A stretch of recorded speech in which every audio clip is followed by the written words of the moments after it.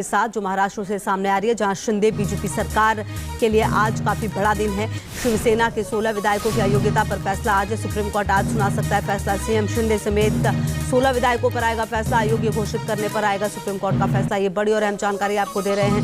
Supreme court आज फैसला सुना सकता है। अहम दिन है आज शिंदे और बीजेपी सरकार के लिए। आज का दिन काफी बड़ा है।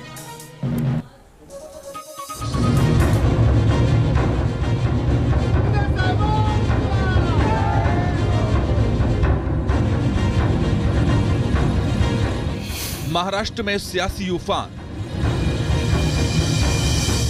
शिवसेना की फूट पर सर्वोच्च फरमान,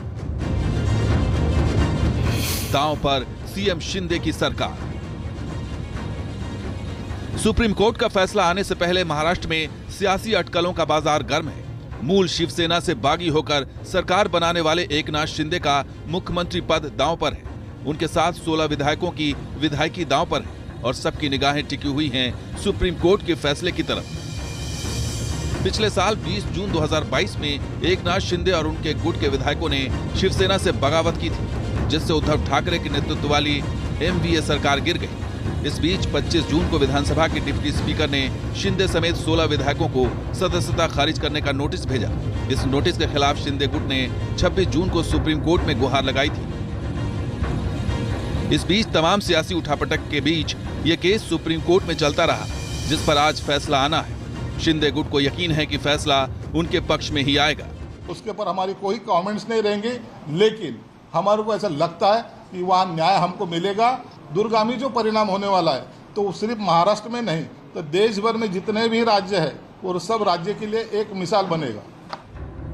इतने अहम फैसले के पहले विधानसभा अध्यक्ष राहुल नार्वेकर 4 दिनों की इंग्लैंड यात्रा पर रवाना हो गए हैं। जाने से पहले उन्होंने उम्मीद जताई कि सभी लोग फैसले का सम्मान करेंगे।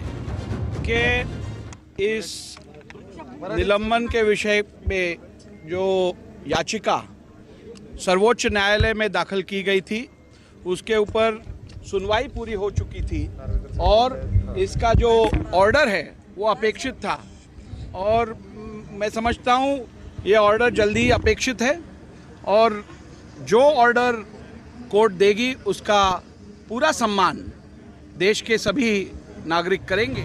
शिंदे की बगावत के कारण सत्ता से बेदखल हुए उद्धव ठाकरे गुट ने सुप्रीम कोर्ट से आखिरी उम्मीद पाल रखी है। लिहाजा उद्धव ठाकरे के सिपहसालार संजय राउत ने स्पीकर की विदेश यात्रा पर सवाल उठाए हैं। चलता है, संविधान से चलता है।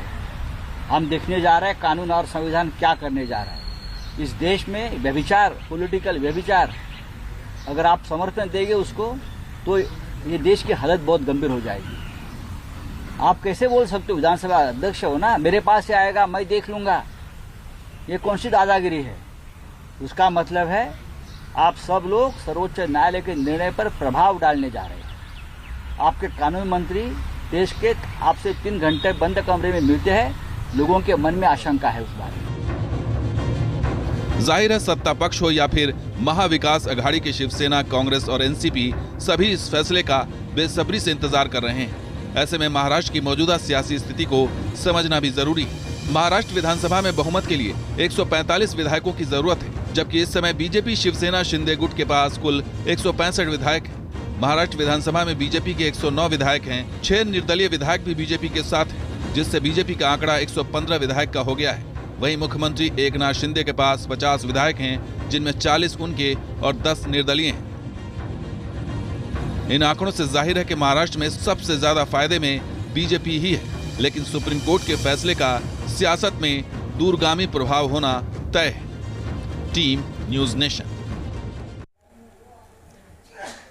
चलिए आगे बढ़ते और बात कर्नाटक की। कर्नाटक के चुनाव खत्म होने के साथ ही प्रदेश का भविष्य बताने वाले एग्जिट पोल सामने आ गए। न्यूज़ नेशन सीजीएस के एग्जिट पोल में बीजेपी पूरे बहुमत के साथ वापसी कर रही है।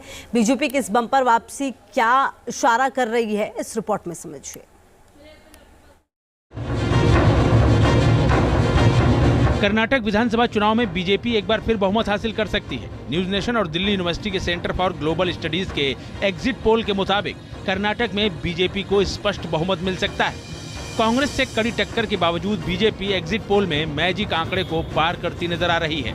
न्यूज नेशन और सीजीएस के एग्जिट पोल की बात करें तो कर्नाटक विधानसभा चुनाव 2023 में बीजेपी को 114 सीटें मिल सकती हैं, वहीं कांग्रेस 86 सीटों पर जीत हासिल कर सकती है। इसके अलावा जेडीएस 21 सीटें तो वहीं